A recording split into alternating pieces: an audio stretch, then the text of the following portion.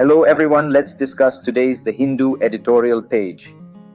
The first article is Challenging the Electoral Bond Scheme. In this article, the writer says that political parties in India have traditionally been resistant to public scrutiny of their funds, sources, and applications. The astronomical sums needed to finance their processes and operations cannot be raised from party cadres and altruistic donors, but can only come from big business and as a quid pro quo. Civil society has been campaigning for long to empower the voter by improving her access to background information on the candidates in the electoral fray, and to bring about greater transparency in the obscure domain of political funding. The political establishment has sought to undermine these hard-fought victories by legislative legerdemain and ingenious schemes designed to obscure the identity of corporate donors. The United Progressive Alliance government had devised the Electoral Trust Scheme 2013 to create a smokescreen between political parties and their corporate donors. The National Democratic Alliance, the succeeding government, came up with a far more ambitious and ingenious Electoral Bond Scheme, EBS. The guardrails designed to limit the influence of foreign money and big business in India's democratic polyp were systematically demolished to prepare the ground for the introduction of the EBS in January 2018. The EBS was touted as a sincere effort to clean up electoral democracy by incentivizing political donations through banking channels. The Foreign Contribution Regulation Act, FCRA, was retrospectively amended through the Finance Act of 2016 to permit Indian subsidiary companies of foreign companies to donate to political parties and save the Bharatiya Janata Party, BJP, and the Indian National Congress, INC, from imminent disqualification for having violated the ban on accepting foreign contributions. This was followed by an overhaul of the regulatory framework comprising the Representation of the People Act, RPA, the Companies Act, the Income Tax Act, and the Reserve Bank of India, RBI Act, through the Finance Act of 2017. Months before the EBS was promulgated, the Association for Democratic Reforms, ADR, and Common Cause led a PIL to challenge the constitutionality of the amendments made in the legal framework of corporate donations by the Finance Act of 2017. The petition contended that these amendments infringed the citizens' fundamental right to know under Article 19(1)(a) and were not saved by any permissible restrictions under Article 19(2). The gravamen of the petition were that the impugned amendments jeopardized the country's autonomy, militanted against transparency, incentivized corrupt practices by lifting the caps on corporate donations, and allowing contributions by loss-making and shell companies. Consequently, the nexus between politics and big business was rendered more opaque, as the instrument would enable special interest groups, corporate lobbyists, and foreign entities to secure a stranglehold on the electoral process and infrastructural reforms. The next article is Branded, Generic, and the Missing Ingredient of Quality.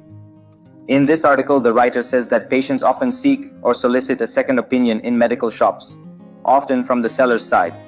This can range from asking questions about the strength of a medicine to its serious side effects. The prescription is usually accepted without doubt, and the same person will not ask questions at a bar counter or liquor shop on whether alcohol is harmful to health, what the chances are of developing fatty liver, cirrhosis, and liver failure.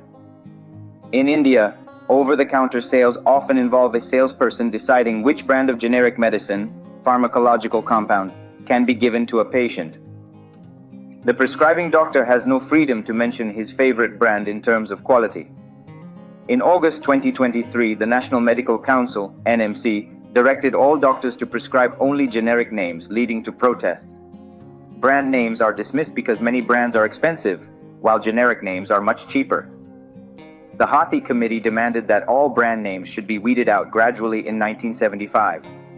There is an alleged nexus between pharmaceutical companies and doctors who can be influenced to give in to unethical marketing and promotional offers or kickbacks. However, the Indian Medical Association and allied professional organizations of specialists believe that improving access to affordable medicines is part of their ethical commitment to patients.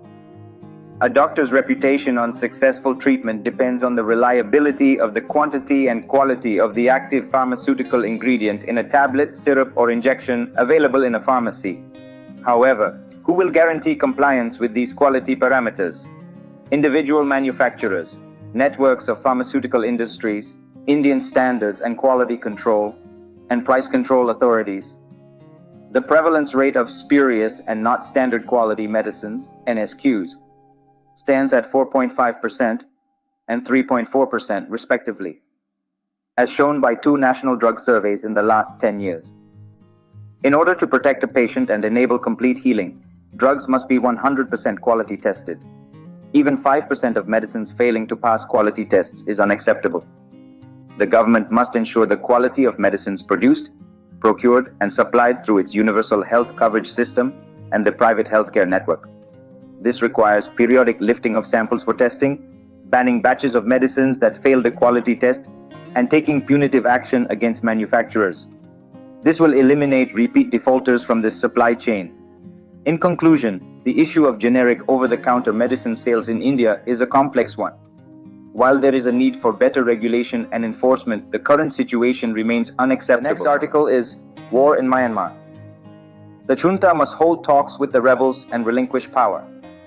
In this article, the writer says that Myanmar's ethnic rebels have launched a coordinated offensive against the military in several parts of the country, claiming territorial gains on Myanmar's border with China and forcing many to surrender.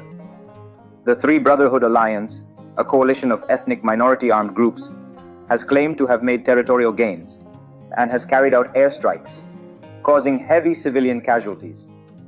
The military-appointed president, Myint SWE, recently acknowledged the challenges and said that it is necessary to carefully control this issue, rebel offensive. When the military toppled the elected government of Aung San Suu Kyi in February 2021, it used force to establish order and jailed most of the pro-democracy politicians, including Ms. Suu Kyi. Since then, over 4,000 civilians and pro-democracy activists have been killed by the military, and around 20,000 people have been jailed. The UN estimates that 1.7 million people have been forced out of their homes. However, the military's violence has done little in stabilizing the country.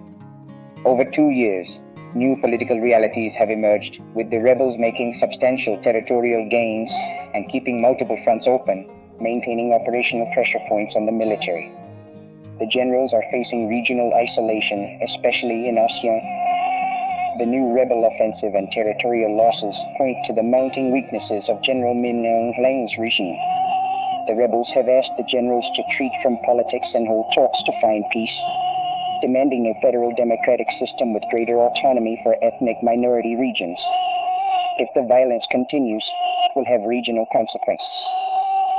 Major regional players, along with us, should play a more proactive role to achieve a ceasefire in Myanmar, setting the stage for meaningful dialogue aimed at restoring democracy and freedom. The next article is Widening Divide. Peace in Manipur cannot be restored by half measures. In this article, the writer says that 6 months after a violent clash between the Meitei and Kuki-Zo communities in Manipur, the situation has shifted in bridging the divide between the two communities and reducing hostility. Every few days, violent incidents or provocative moves from partisans on either side of the conflict intensify tensions and widen the divide. The Indian Tribal Leaders Forum, ITLF, which represents Kuki-Zo groups, announced that it is pursuing self-rule with a separate chief minister in districts dominated by the tribal community. This move, without legal basis, is expected to enrage Meiteis, particularly those with grievances such as special land ownership rights to tribals in the state's hill districts. The union government has tried to maintain peace by not enacting any change in the leadership of the Bharatiya Janata Party-led state government, despite its failures in maintaining law and order.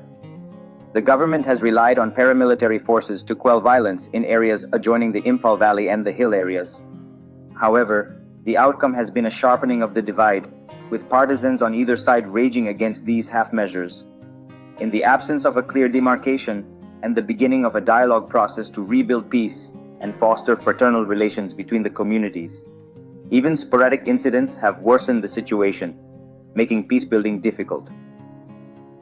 Unless the BJP's central leadership changes its strategy of maintaining silence while using administrative measures to contain the conflict, the festering in Manipur is bound to continue.